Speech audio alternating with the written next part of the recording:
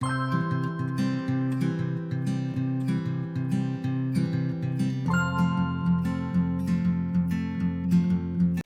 Praise the lord everyone. प्रभु की स्तुति करता हूँ एक बार फिर से, और आज के इस मनन में आप सभी का मैं स्वागत करता हूँ। आइए हम प्रभु के वचन की ओर चलें, और आप मेरे साथ निकाल सकते हैं मत्ती रचित सुसमाचार उसका 16वां अध्याय। 16वें अध्याय में आप जैसे ही आएंगे तो यहाँ पर धार्मिक अगुओं का फिर से एक प्रश्न यीशु मसीह से होता है।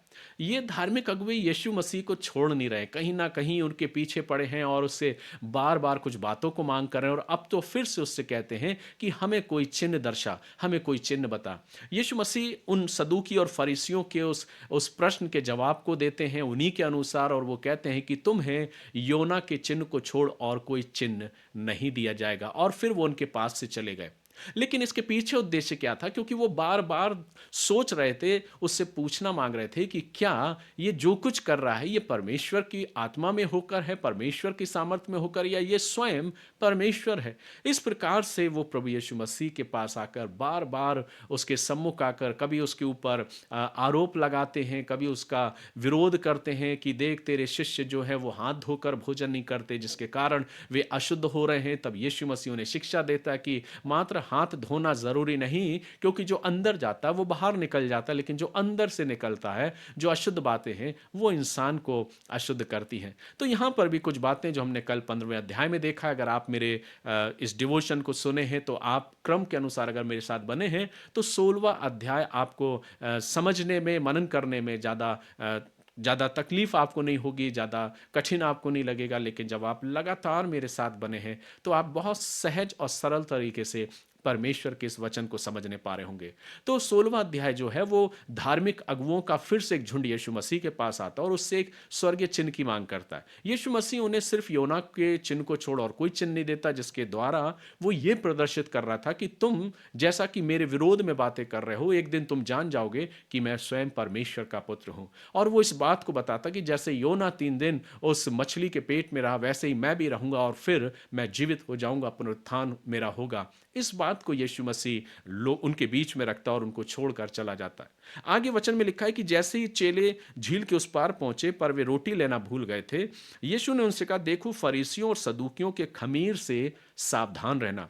ऐसा यीशु मसीह ने इसलिए कहा क्योंकि खमीर के विषय में जब वो वर्णन कर रहा है तो वो इस बात को बता रहा है कि इनकी शिक्षाएं जो हैं वो एक खमीर के समान है, जो पूरे गुथे हुए आटे को, जैसे एक थोड़ा सा खमीर पूरे आटे को खमीर कर देता है, वैसे ही इन सदूकियों और फरीसियों की शिक्षाएं हैं।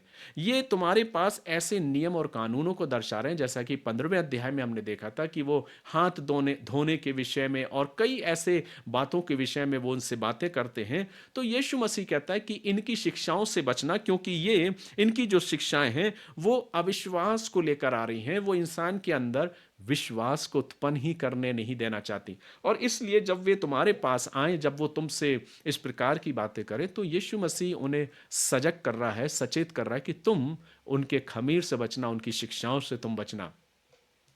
आगे जब वचन में आते तो लिखा है कि वे आपस में विचार करने लगे कि हम रोटियां नहीं लाए, इसलिए वह ऐसा कहता है। यह जानकर यीशु ने उनसे कहा, हे अल्पविश्वासियों, तुम आपस में क्यों विचार करते हो कि हमारे पास रोटी नहीं है? क्या तुम अब तक नहीं समझे? क्या तुम्हें उन 5,000 की 5 रोटियां स्मरण नहीं, और ना यह कि तुमने कितनी टोकरियां उठाई थी? अभी अभी हमने देखा था कि प्रभु यीशु मसीह जब 5,000 की भीड़ को खिलाया तो उसने 5 रोटी 2 मछली से 5,000 की भीड़ को तृप्त किया, और 12 टोकरे बचा लिए गए थे। 5,000 की भीड़, 12 टोकरे। लेकिन दूसरी तरफ जब हम जाते हैं तो हम 4,000 की भीड़ देखते हैं कि प्रभु यीशु मसीह 4,000 लोगों को खिलाते हैं, और 7 रोटी और कुछ मछलियां उनके पास थी, और उसमें से 7 टोकरे बचा लिए गए थे। क्या कभी आपने इस विषय पर विचार किया है कि यीशु मसीह ने जब 5,000 की भीड़ को खिलाया तो भीड़ कौन थे? जब आप ध्यान से मनन करेंगे, और अगर आप मेरे साथ लगातार उस वचन में बने हुए हैं, इस वचन को आप सुन रहे हैं, तो यहां पर जो सीखने की बात मिलती है वो ये है कि वो 5,000 की भीड़ जब यीशु मसीह उनको उनको तृप्त कर रहा था, तो वो सारे लोग यहूदी लोग थे जिनके बीच में प्रभु यीशु मसीह उन उपदेशों को देने के बाद उनकी भूख और प्यास को दूर करता और उनके लिए भोजन का प्रबंध करता। मात्र 5 रोटी और 2 मछली से यीशु मसीह 5,000 की भीड़ को तृप्त करता और 12 टोकरे बचा लिए जाते।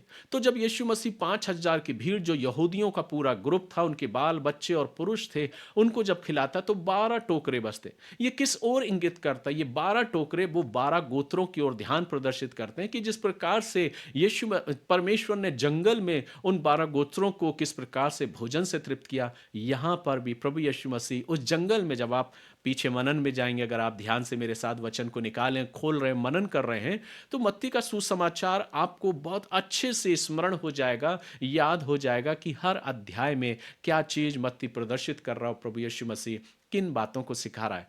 तो बड़े ध्यान से लगातार आप इस मनन में मेरे साथ बने हैं तो आप बहुत सारी बातों को सीखते जाएंगे, क्योंकि मैं भी अपने आप को परमेश्वर के हाथों में सौंपते इस बात से दुआ करता हूं कि प्रभु, मैं नहीं पर तेरा आत्मा हमको सिखाता जाए और हम तेरे वचन को यूं ही सीखते जाएं।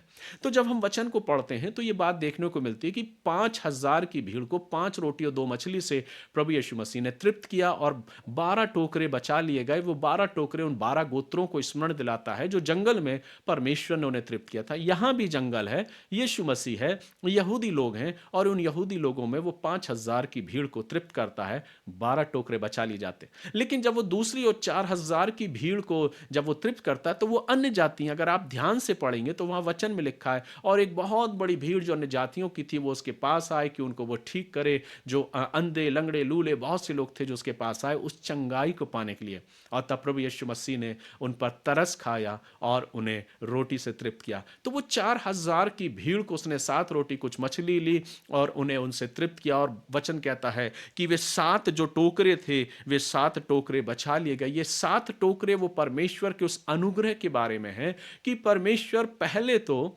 उन यहूदियों के लिए आया था, जैसा वो कहता है कि जब एक कनानी स्त्री यीशु मसीह के पास आती है, जो हम मनन कर चुके हैं कि एक कनानी स्त्री यीशु मसीह के पास आती है और उसको दुहाई देती है कि प्रभु, मेरी बेटी में दुष्ट आत्मा है, उसे तू चंगाई दे। यीशु मसीह उसकी ओर इग्नोर करता है, लेकिन शिष्य कहते हैं इसे विदा कर, इसकी सुन ले और इसे विदा कर। लेकिन वहां पर यीशु मसीह कहता है, मैं यहूदियों की भेड़ों को छोड़ और किसी के पास नहीं भेजा गया हूं ताकि उनको परमेश्वर की ओर फेर लाऊं। लेकिन बाद में वो स्त्री कहती है कि जो चूर चार है जो मेज पर से गिरती है उसको भी कुत्ते खाते हैं, क्योंकि यीशु मसीह वहां कहता है कि लड़कों की रोटी कुत्तों के आगे नहीं फेंकी जाती। लेकिन यीशु मसीह की उस आवाज को सुनकर ये कनानी स्त्री यीशु मसीह से कहती है कि कुत्ते भी मेज पर से गिरी हुई चूर चार को खाते हैं। क्यों यीशु मसीह इस कनानी स्त्री के उस आह्वान को, उस विनती को, उस आग्रह को स्वीकार नहीं कर रहा? इसलिए क्योंकि इजरायली लोगों को जब मिस्र की गुलामी से छुड़ाकर लेकर आया था और जब इनको मार्ग में से होकर जाना था तो कई बार इन कनानी लोगों ने इन इजरायलियों पर हमला किया, उनका साथ नहीं दिया और कई बार वे उनके शत्रु बने रहे। जब जैसा कि पुराने नियम में अगर आप मेरे साथ बने रहे, जब हमने सारी भविष्यवक्ताओं की पुस्तकों का मनन किया, जब राजा नबूकदनेस्सर ने अपने उस यरूशलेम के मंदिर पर जब अटैक किया, यरूशलेम मंदिर को जब तहस महस कर दिया, इजरायलियों को फिर से बंदवाई में ले गया, तो ये कनानी लोग भी कई बार उनके साथ रहकर उनके सहयोग करते हुए इन्होंने इजरायलियों के साथ बहुत बुरा व्यवहार किया और शत्रुता की। इस कारण प्रभु यीशु मसीह से कहते हैं कि लड़कों की रोटी कुत्ते को आगे नहीं डाली जाती। लेकिन उसका विश्वास देखिए उस स्त्री का, वो कहती है कुत्ते भी तो मेज पे से गिरी हुई चूर चार को खाते हैं। ये विश्वास प्रभु यीशु मसीह को उसकी ओर फेर लाता। प्रभु यीशु मसीह कहता है कि जा तेरे विश्वास के अनुसार हो, और उसी घड़ी उसकी बेटी चंगी हो जाती है। तो जो दो डिफरेंस है वो ये है कि एक तरफ 5,000 की भीड़ है, एक तरफ 4,000 की भीड़ है, और यीशु मसीह उन लोगों को तृप्त करता। 5,000 की भीड़ में यहूदी लोग हैं 12 टोकरे, और 4,000 की भीड़ में सिर्फ अन्य जाति लोग हैं और 7 टोकरे। ये 7 टोकरे जो बचा लिए गए वो परमेश्वर के उस अनुग्रह के बारे में वर्णन करते हैं। जब हम परमेश्वर के वचन को पढ़ते हैं तो परमेश्वर का वचन मुझे और आपको इस बात को बताता है कि वो उद्धार लेकर आया था सिर्फ इजरायलियों के लिए, लेकिन अंततः परमेश्वर का वचन कहता है कि वो स्वर्गीय अनुग्रह में उन तमाम सारे लोगों को एकत्रित कर रहा है, चाहे वो किसी भी कौम के क्यों ना हो, किसी भी प्रांत के क्यों ना हो, किसी भी देश, किसी भी राष्ट्र के क्यों ना हो, पर परमेश्वर उन सबों को एक स्वर्गीय अनुग्रह का चिन्ह प्रदान कर रहा है, और वो चिन्ह उनको देता है कि वे भी परमेश्वर की प्रेम, दया और करुणा के लायक हैं। और तब वो, जैसा कि यीशु मसीह उस कनानी स्त्री की बेटी को चंगाई देता, मात्र बोलने से उसकी लड़की उसी घड़ी चंगी हो जाती है। यहाँ पर वही वचन हम देखते हैं कि यीशु मसीह के शिष्य सोच रहे हैं कि शायद यीशु मसीह रोटियों के विषय में कह रहा है, लेकिन यीशु मसीह कहता है कि क्या तुम अब भी नहीं समझ पाए हो? और तब वो उन्हें समझाता है कि क्या तुमने नहीं देखा, स्मरण नहीं कि तुमने कितनी टोकरियां उठाई थी? क्यों ऐसा प्रश्न उसने किया? क्यों इस जगह इस बात को बताया? तो मैं बार-बार आपको पुराने नियम में टच कर रहा हूं कि जैसे 12 गोत्रों को परमेश्वर निकाल कर लेकर आया और उन्हें भोजन से तृप्त किया, यहां भी यीशु मसीह ने तृप्त किया। और लिखा है, और उन 4,000 की 7 रोटियां, और ना यह कि तुमने कितने टोकरे उठाए थे, तुम क्यों नहीं समझते कि मैंने तुमसे रोटियों के विषय में नहीं कहा, परंतु यह कि तुम फरीसियों और सदूकियों के खमीर से सावधान रहना। तब उनकी समझ में आया कि उसने रोटी के खमीर से नहीं, पर फरीसियों और सदूकियों की शिक्षा से सावधान रहने के लिए कहा था। तब उनको समझ में आता है कि अरे, प्रभु यीशु मसीह तो उसकी शिक्षाओं के बारे में बोल रहा, क्योंकि व्यवस्था के अनुसार इन सदूकी और फरीसी लोगों ने ऐसे बहुत से नियमों को, तकरीबन कई हजार नियमों को उन्होंने बना के रखा था, जो लोगों पर थोपते थे और शिक्षाओं को देते थे। उनमें से एक नियम यह भी था कि भोजन करने से पहले उनको अपने हाथों को धोना है, क्योंकि वे ये सोचते थे कि अगर बिना हाथ धोए भोजन करेंगे तो वो अशुद्ध हो जाएंगे। इस प्रकार की उनकी शिक्षा थी। लेकिन हम इस मनन को हम कर चुके हैं। अगर आपने नहीं सुना है वचन, तो आप 15वें अध्याय के उस अध्याय को खोलकर इस मनन को समझ सकते हैं, ताकि हम उस बात को बहुत अच्छे से मनन के तौर पर जान पाएंगे, जिसमें मैंने परंपराओं के बारे में आपको परमेश्वर के वचन के बारे में बताया है। आगे वचन में हम जब जाते हैं तो लिखा है कि पतरस का यीशु को मसीही स्वीकार करना। यीशु कैसरिया फिलिप्पी के प्रदेश में आया और अपने चेलों से पूछने लगा, लोग मनुष्य के पुत्र को क्या कहते हैं? वो अपने बारे में पूछ रहा है कि लोग क्या कहते हैं। उन्होंने कहा, कुछ तो यूहन्ना बपतिस्मा देने वाला कहते हैं, और कुछ एलिया, और कुछ यिर्मयाह या भविष्यवक्ताओं में से कोई एक कहते हैं। उसने कहा, परंतु तुम मुझे क्या कहते हो? यहाँ पर प्रभु यीशु मसीह खुद अपने आप को अपने शिष्यों के सामने इस बात को प्रकट करता है और बोलता है, तुम मुझे क्या कहते हो? इसमें से शमौन, जो अब निरंतर बहुत उतावला एक शिष्य है, वो कहता है, पतरस ने उत्तर दिया, तू जीवते परमेश्वर का पुत्र मसीहा है। इन शिष्यों में से सबसे पहले पतरस ने इस बात को अंगीकार कर लिया था और इस बात को बोल दिया था कि तू जीवते परमेश्वर का पुत्र मसीही है। यीशु ने उसको उत्तर दिया, हे शमौन योना के पुत्र, तू धन्य है, क्योंकि मांस और लहू ने नहीं, परंतु मेरे पिता ने जो स्वर्ग में है, यह बात तुझ पर प्रकट की है। थोड़ी देर के लिए मैं आपको यहाँ पे रोकना चाहूँगा। परमेश्वर के आत्मा में कुछ बात जो मेरे इस जहन में इस वक्त में आई, वो आपको बताना जा रहा हूँ और आपको कहने जा रहा हूँ। प्रभु इस वचन के द्वारा आपको अनुग्रह प्रदान करो, अपनी आशीष दे। यहाँ पर जब शमौन ने कहा कि तू जीवते परमेश्वर का पुत्र मसीहा है, तो यीशु मसीह ने उससे क्या कहा, हे शमौन योना के पुत्र, तू धन्य है, क्योंकि मांस और लहू ने नहीं, परंतु मेरे पिता ने जो स्वर्ग में है, यह बात तुझ पर प्रकट की है। आज कितने लोग हैं जो यीशु मसीह को आज भी नहीं पहचान पा रहे हैं? तो उसमें उनकी गलती नहीं मेरे प्रियो, वे कई बार अपने अविश्वास के कारण अपने जीवन में स्वीकार नहीं कर पा रहे हैं। लेकिन परमेश्वर का वचन इस बात को बताता कि परमेश्वर को यह भाया कि शमौन उस बात को प्रकट करे, शमौन उस बात को कहे।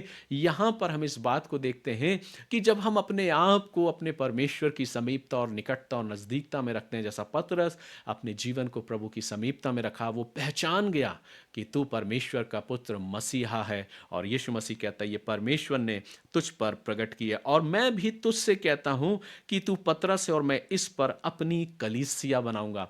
जब कभी भी हम अपने आप को प्रभु की समीपता में लाके उसको स्वीकार करते हैं, तो प्रभु भी हमारे लिए कुछ ना कुछ योजनाओं को बनाया हुआ है। जब हम पहली बार, स्मरण करिए कि पहली बार हमने प्रभु को किस प्रकार से स्वीकार किया। मैं उन मसीहों की बात नहीं कर रहा जिनका मसीही परिवार में जन्म हुआ है, जिनका मसीही नाम है, जिन्होंने मसीही परंपराओं को, मसीही रीति रिवाजों को, मसीही संस्कारों को स्वीकार किया है। मैं उन मसीहों की बात नहीं कर रहा हूं, मैं उन मसीहों की बात कर रहा हूं जिन्होंने वास्तविक रीति से मसीही को व्यक्तिगत रीति से अपने जीवन में उद्धारकर्ता करके स्वीकार किया है। तब परमेश्वर अपने अपने उस बात को हमारे ऊपर प्रकट करता है, और वो मेरे और आपके जीवन से क्या चाहता है वो बात भी प्रकट करता है। यहाँ पर जब पतरस ने कहा, तो यीशु मसीह भी कहता है, मैं तुझ पर अपनी कलीसिया बनाऊंगा, और कलीसिया नहीं, आगे कहता, और अधोलोक के फाटक उस पर प्रबल ना होंगे, मैं तुझे स्वर्ग के राज्य की कुंजियाँ दूँगा। कितनी बड़ी बात प्रभु यीशु मसीह कहता है। जब पतरस यीशु मसीह को अंगीकार करता है, वो कहता है कि तू परमेश्वर का पुत्र मसीहा है। ये बात परमेश्वर ने स्वयं उस पर प्रकट करी ताकि वो इस बात को बोले। और तब क्यों? क्योंकि वो यीशु मसीह की निकटता और समीपता में जब हम प्रभु के पास आते, निकटता में आते, प्रभु परमेश्वर अपनी उन बातों को हमारे ऊपर उजागर करता है और हम परमेश्वर के आशीष के भागी होते हैं। पतरस ने अपने जीवन में प्रभु की उस आशीष को पाया और उसने कहा कि मैं तुझ पर अपनी कलीसिया को स्थापित करूंगा, अधोलोक के फाटक तुझ पर प्रबल नहीं होंगे, मैं तुझे स्वर्ग के राज्य की कुंजियां दूंगा। कितनी बड़ी बात प्रभु से कह देता है। स्वर्गीय राज की कुंजियां जिनकी बात आज हम करते हैं, हम स्वर्ग के राज में जाएंगे, उसकी कुंजी परमेश्वर कहता कि मैं तेरे हाथ में दूंगा, और जो कुछ तू पृथ्वी पर बांधेगा वह स्वर्ग में बंधेगा, और जो कुछ तू पृथ्वी पर खोलेगा वह स्वर्ग में खोलेगा। तब उसने चेलों को चिताया कि किसी से ना कहना कि मैं मसीही हूं। यहां पर यीशु मसीह खुद कह रहा है कि किसी से मत कहना कि मैं मसीही हूं, जब तक वो स्वयं से इस बात को अंगीकार ना कर ले कि मैं मसीही हूं। आगे जब हम वचन में जाते हैं तो यीशु मसीह मृत्यु के विषय में अपनी मृत्यु के विषय में भविष्यवाणी करता है। वो कहता है, उस समय से यीशु अपने चेलों को बताने लगा, अवश्य है कि मैं यरूशलेम को जाऊं और पुरनियों और प्रधान याजकों और शास्त्रियों के हाथ से बहुत दुख उठाऊं, मार डाला जाऊं, तीसरे दिन जी उठूं। इस पर पतरस ने अलग ले जाकर झड़कने लगा, हे प्रभु, परमेश्वर ना करे तेरा साथ ऐसा कभी ना होगा। यीशु मसीह अब अपने मृत्यु की भविष्यवाणी को कर रहा है और वो कह रहा कि मेरा आना इस संसार में क्यों हुआ है, ये बात मैं तुम्हें बताता हूँ। मैं इसलिए आया हूँ कि मैं परमेश्वर के उस काम को पूरा करूँ, मैं इन सदूकी और फरीसियों के द्वारा पकड़वाया जाऊँ, मुझे दुख उठाना पड़ेगा, मैं मार डाला जाऊँगा, लेकिन ये भी मत भूलो कि मैं तीसरे दिन जीवित हो उठूंगा। वो बार बार क्यों योना के चिन्ह को दे रहा था? जैसे योना 3 दिन उस मछली के गर्भ में रहा, यीशु मसीह भी 3 दिन उस कब्र में रहेगा, लेकिन तीसरे दिन वो जी उठेगा।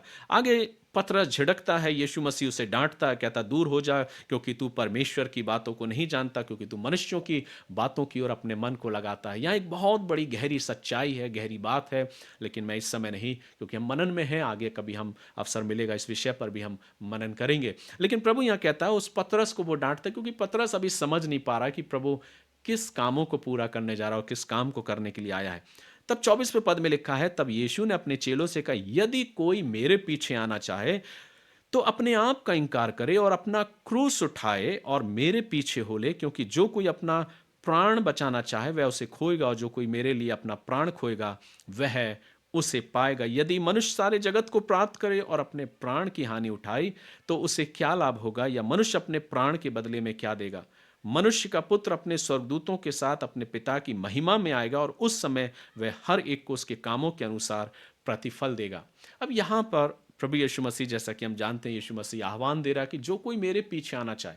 मेरे पीछे आना इतना सहज नहीं है, लेकिन वचन कहता है जो कोई मेरे पीछे आना चाहे तो वो अपना क्रूस उठाए मेरे पीछे हो ले, और जो कोई अपने प्राण को बचाना चाहेगा वो उसे खोएगा। लेकिन अंततः ये होगा कि मैं जब अपने पिता के राज में, और उस समय वह हर एक के उनके कामों के अनुसार उनका प्रतिफल देगा। जैसा कि प्रभु यहाँ कहता है कि जब मैं अपने स्वर्गदूतों के साथ अपने पिता की महिमा में आऊंगा फिर से, उस समय वह हर एक को उसके कामों के अनुसार प्रतिफल देगा। और आगे लिखा, मैं तुमसे सच कहता हूं कि जो यहाँ खड़े हैं उनमें से कुछ ऐसे हैं कि वे जब तक मनुष्य के पुत्र को उसके राज में आते हुए ना देख लेंगे, तब तक मृत्यु का स्वाद कभी ना चखेंगे। इस प्रकार से यह 16वां अध्याय खत्म होता है, और 16वां अध्याय मुझे ये सिखाता है कि मुझे अपने आप को प्रभु को पहचानना है।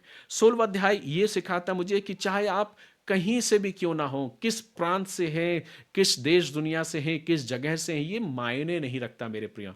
लेकिन जैसे पतरस ने स्वीकार किया कि तू परमेश्वर का पुत्र मसीहा है, जब पतरस ने स्वीकार किया, अंगीकार किया, तो प्रभु यीशु मसीह ने भी अपने आप को उस पर प्रकट किया, उजागर किया, और अपनी उन बातों को उसके ऊपर उजागर किया।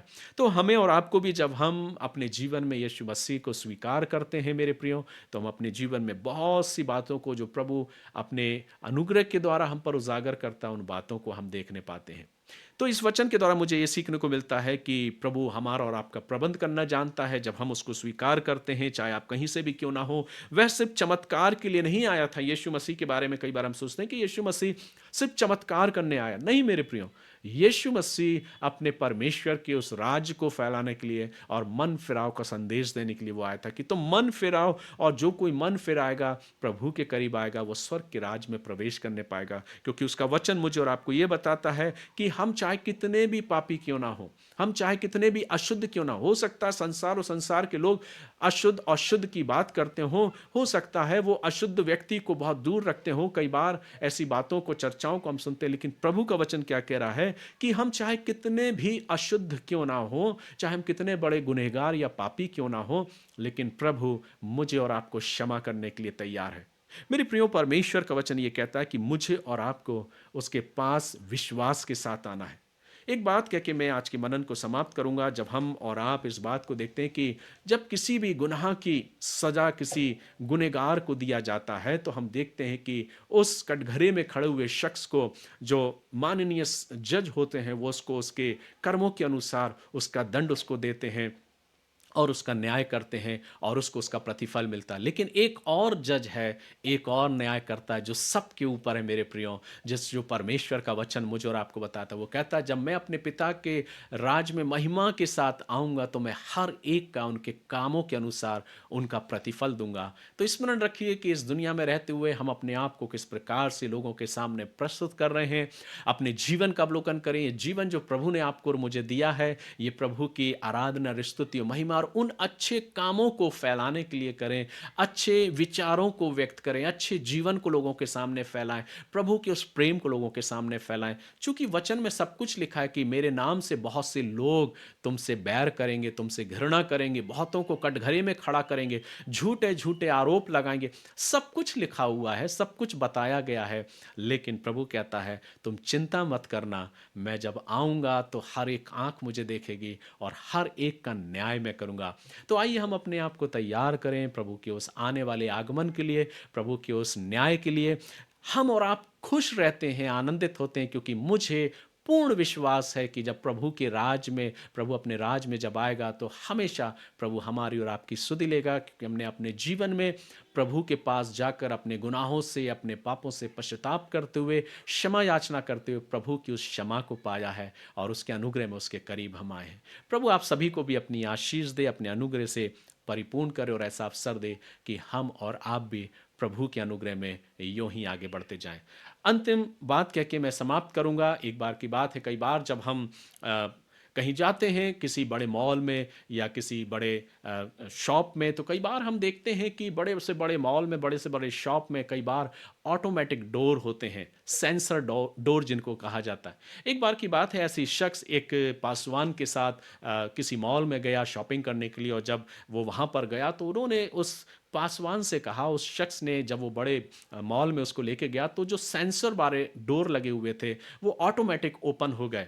और जब ऑटोमेटिक ओपन हुए, स्वचालित जो दरवाजे थे जब अपने आप खुल गए, वो ग्लास वाले डोर, तो वो शख्स ने उस पासवान से कहा कि क्या आप जानते हैं कि ये दरवाजे किस प्रकार से खुले? ये नई टेक्नोलॉजी है, ये नई तरीके से ये इस प्रकार से डिज़ाइन किया गया, बनाया गया कि हमें ढकेलने की ज़रूरत नहीं है, हमें धक्का देने की ज़रूरत नहीं है, ये ऑटोमेटिक खुल जाएंगे। ये कितना अच्छा आविष्कार किया गया है, ये कितना अच्छे से इसको डिज़ाइन किया गया है कि हमें किसी भी प्रकार से टच करने की ज़रूरत नहीं है। क्या आपने कभी देखा है? वो जो पासवान था उसने मुस्कुराते हुए उसकी तरफ कहा, हाँ, कहने लगे ये बहुत पुराना है, ये कोई नया नहीं है। वो व्यक्ति बड़ा चकित हो जाता है, कहता आप ऐसा क्यों करें? कहले हाँ, जब वचन को आप पढ़ोगे तो वहाँ पे भी लिखा है कि जब पतरस जेल खाने में था तो स्वर्गदूत आया और जब पतरस उठा तो वो दरवाजे अपने आप खुल गए जेल खाने के और पतरस निकल गया उस जेल से। तो ये कोई नई बात नहीं है, बहुत पुरानी बात है और मैं इसको जानता हूँ। इस बात को कहकर जो शख्स था वो बड़ा शर्मिंदा होता है और वो इस बात को कहता है कि हाँ, जो पासवान कह रहा है वो सही है। कई बार हम और आप भी जो आज दुनिया में जो चीज़ें चल रही, हम सोचते हैं ये नई नई चीज़ें हैं, लेकिन जब आप वचन को पढ़ेंगे तो ऐसी बहुत सी बातें मेरे प्रियो, जो आज हम इंटरनेट के थ्रू जो मेल की बात करते हैं, ईमेल की जो बात करते हैं, ये सब कुछ परमेश्वर के वचन में है मेरे प्रियो। परमेश्वर के वचन में सब कुछ पहले से सब कुछ दर्शाया गया, लेकिन एक खोजने वाला, मनन करने वाला और पढ़ने वाला एक जीवन चाहिए, तब आप सब कुछ को, बातों को देखने पाएंगे और परमेश्वर की आशीष को पाएंगे। सो प्रभु आप सभी को आशीष दे। हम फिर कल मुलाकात करेंगे। प्रभु के अनुग्रह में होकर अपने जीवन को व्यतीत करें। प्रभु आप सभी को आशीष दे। अगर आपने आशीष पाई है तो इस मनन को अपने मित्रों के साथ और प्रिय लोगों के साथ जरूर शेयर करें, ताकि वे भी परमेश्वर की आशीष को पाने वाले हो सके। आइए हम दुआ करें। प्यारे प्रभु, एक बार फिर से बड़ी शुक्रगुजारी के साथ मैं आपके करीब आता हूँ। धन्यवाद देता हूँ आज के खूबसूरत और आशीषित पल के लिए जो आपने मुझको दिया। प्रभु आज के इस दिन में होके हर एक उन शख्स के लिए मैं प्रार्थना करता हूँ जिन्होंने बड़े धैर्यता के साथ आपके इस वचन को सुना है। प्रत्येक पर आपकी आशीष हो प्रभु। इस प्रार्थना को बड़े विश्वास के साथ हमारे उद्धार के त्राणकर्ता प्रभु यीशु मसीह के नाम से को मांगते हैं, आमीन। अब हमारे प्रभु यीशु मसीह का अनुग्रह, परमेश्वर पिता का प्रेम, पवित्र आत्मा की संगति, सहभागिता और उसकी आशीषें आप सभी के साथ, आपके परिवार, आपके घरानों के साथ और हर एक सुनने वालों के साथ अब से लेके युगानुग तक होती रहे, परमेश्वर पिता, पुत्र और पवित्र आत्मा के द्वारा, आमीन। God bless you.